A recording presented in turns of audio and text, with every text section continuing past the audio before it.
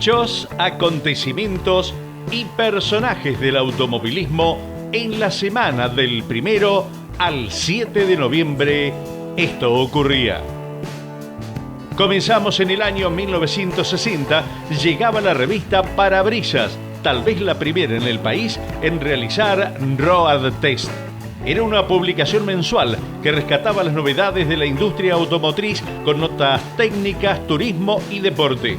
La revista tuvo continuidad hasta 1964.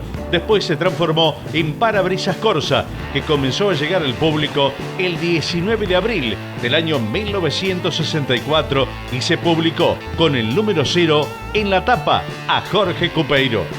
Nos vamos al año 1962, fallecía una promesa del automovilismo mexicano, Ricardo Rodríguez. En la previa al Gran Premio de México perdía la vida el joven Ricardo Rodríguez de tan solo 20 años.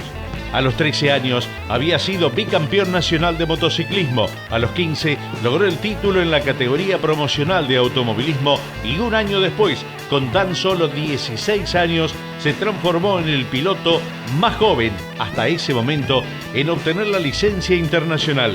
Con tan solo 19 años, Ricardo Rodríguez fue llamado por el equipo Ferrari, debutando en el Gran Premio de Italia de 1961. Nos vamos al 2 de noviembre, año 1886. Carl Benz patentaba el primer automóvil. Le concedían la patente número 37.435 del primer vehículo autopropulsado. La industria automotriz nació de la mano de Carl Benz desde el mismo momento que imaginó el proyecto y comenzó a trabajar un triciclo con rueda directriz delantera. Motor de 4 tiempos refrigerado por agua, un único cilindro horizontal con 100 milímetros de diámetro y 100 milímetros de carrera, capaz de desarrollar 3/4 de HP a 300 revoluciones. El chasis estaba construido en caños de acero, planchuelas y madera. La transmisión contaba con un novedoso mecanismo diferencial. En 1963 finalizaba el Gran Premio Internacional de Turismo. 291 automóviles fueron los inscriptos en el Gran Premio Internacional de Turismo. Se utilizaba la ficha de homologación de la FIA para autos comprendidos en el grupo 2 de la categoría A, coches de turismo mejorado, divididos en 6 categorías. Ganador absoluto del Gran Premio Eugene Bieringer con Mercedes-Benz 300, es seguido por el argentino Juan Manuel Bordeu con igual auto. En la clase A ganaba Domingo López Uribe con un NSU Sport Prince. En la clase B el ganador era Gastón Carlos Perkins con Renault Gordini. La clase C el ganador era Vicente Formizano con Auto Unión 1000S. Clase D, ganador Carlos Lepro con Alfa Romeo Giulietta. En la clase E, el ganador Ernesto Santamarina con Peugeot 403. La clase F, el ganador Eugene Bieringer con Mercedes-Benz 300 SE. Nos vamos al año 1994, se dejaba de fabricar el Renault 12. La producción nacional del Renault 12 llegó hasta el 2 de noviembre de 1994, cuando dejó de fabricarse. Se construyeron en total 444.045 unidades. 1975, Mariano Calamante ganaba en el TC por primera vez. Se corría en el Autódromo Capitalino, una competencia para no ganadores del turismo carretera. Nos vamos al 3 de noviembre, año 1968. Carlos Marinkovic ganaba en Rafaela, la primera fecha del triangular, en el clásico óvalo de Rafaela. 1974, Recalde ganaba el Gran Premio de la Montaña y Héctor Luis Pirín Gradasi corría su carrera número 100 en el TC. 1996, ganaba Emilio Satriano en la Catedral del Automovilismo. Nos vamos al 4 de noviembre, año 1962. Ganaban las suecas y marcaban un hito en el automovilismo argentino. Finalizado el Gran Premio Internacional de Autos de Turismo, triunfaban las suecas Ewi Roxbit de 32 años y Ursula Wright de 31, con Mercedes-Benz 220 SE. Las suecas superprofesionales, junto a Mercedes-Benz, previo a la carrera, recorrían la ruta haciendo una etapa por día para descansar la jornada siguiente y anotar los detalles del camino.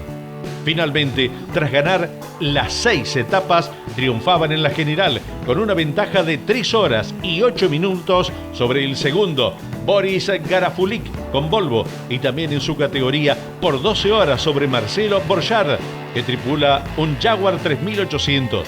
Toda una hazaña y un gran récord. La actuación de las suecas Ewy Rocksmith y Ursula Wright constituyó un hito en el automovilismo argentino. Desde entonces, para los aficionados, serían simplemente las suecas. Nos vamos al año 1962, 500 millas mercedinas, triunfo para los gringos de Olavarría. La competencia comenzó con un ritmo infernal. Ya desde los aviones notaban la gran velocidad que desarrollaban, ya que les costaba seguirlos. Cuando aparecieron en el primer control, sorprendían al superar los 200 kilómetros de promedio. De pronto, no estaban los gringos de Olavarría. No estaban en punta. El nuevo líder era Oscar Gálvez, que aprovechaba un error de los gringos de Olavarría al equivocar un camino y perder valioso tiempo para volver al camino original. Los gringos estaban en su salsa. La lluvia y el barro retomaban la punta. Ahora el mano a mano era entre un Chevrolet, el de Armando J. Ríos, y el Ford de Juan Gálvez. Pero el dominio era de Dante y Torcuato Emiliosi y administraban todo para llegar a la bandera a cuadros sin escatimar acelerador. Así lo demuestra el promedio, que a pesar de la lluvia y el barro, superaba ampliamente los 180 kilómetros por hora. 1984, en el Panorámico de Junín, Roberto Mouras demostraba por qué era el campeón.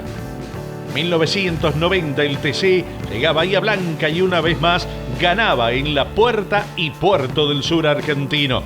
Ganaba Satriano y llegaba cuarto el Chueco Romero. Año 2001, en Buenos Aires volaba en el 12 Raúl Sinelli para lograr su segundo triunfo en el TC. Nos vamos al 5 de noviembre, año 1895. Una truchada que le permitió lucrar varios años. La historia dice que el gobierno estadounidense concedía a George Selden la patente número 549.160, que describía el concepto del automóvil, pese a que sus mecanismos y componentes ya habían sido patentados por separado. Por tal motivo, Selden debía recibir regalías por cada auto fabricado en Estados Unidos, pese a que nunca había construido ningún automóvil, y aprovechando sus conocimientos de leyes, ya que su padre había sido juez, siguió los pasos como abogado especializado en patentes, pero se le cruzó en su camino un tal Henry Ford, quien lo demandó y le ganó el juicio, que le entabló, ya que nunca había inventado nada respecto del automóvil y se había valido de un artilugio legal para ganar dinero. A partir de este fallo, todos los fabricantes de Estados Unidos se vieron librados, por fin, de pagar un canon al supuesto inventor del automóvil. Toda una odisea que parece haber nacido en Argentina. ¿Vio? Por la avivada, digo. 1967, Rubén Luis Di Palma ganaba en Junín con un Torino, con el promedio más alto de la historia del TC en ruta hasta ese momento. El promedio había sido de 216 kilómetros, 346 kilómetros por hora. 1978, la Vuelta de Tandil se la llevaba el Flaco Traverso, cuando parecía que era de Mouras, y llegaba décimo Héctor Francia. 1989, en Chivicoy ganaba con el Fairlane el Pupi Angeletti, llegaba octavo el Chueco Romero. 1995, el Flaco Traverso ganaba en Junín con el Chevrolet, cuarto llegaba el Chueco Romero. 6 de noviembre de 1977, por suma de tiempos ganaba Juan María Traverso en Las Flores. Un 6 de noviembre era un buen día para Pincho Castellano en el TC. En el 1982 ganaba en Tandil su eterno rival Mouras, y en 1988 volvía al triunfo en Buenos Aires. 1994, en Campo de Mayo, Traverso les hacía marcar el paso y ganaba con contundencia. Entre las novedades sería el primer triunfo del Flaco, con la atención de Alberto Canapino sobre el Chevrolet. La otra grata sorpresa era la primera y única pole de Mateo Amanzi con el Ford y preparación del Chueco Romero. Salió segundo en la primera serie. Se dio por finalizada la competencia, faltando 3 vueltas por la invasión del público. Nos vamos al 7 de noviembre, año 1993, y la arremetida final ganaba Patita Minervino. El TC venía complicado con la ruta. Se eligió ir a San Lorenzo. 70 pilotos fueron inscriptos y se corrieron 3 series. Año 2004, en el Roberto Mouras de La Plata, todo era para Fontana. El Gurí Martínez lograba el título. 1949, Día del Periodista Deportivo. Se propuso como el Día del Periodista Deportivo y se aprobó para esta celebración. En 1954 se funda FAPED, Federación Argentina de Periodistas Deportivos, y donde también se estableció este día para festejarlo. Nosotros saludamos y festejamos con los periodistas de Puesta a Punto: Eduardo Gallo, Matías Val, Andrés Arouset, Rubén Lorenzo, Miguel Giacomaso, Damián Giacomaso, Diego Viedma. Felicidades en su día.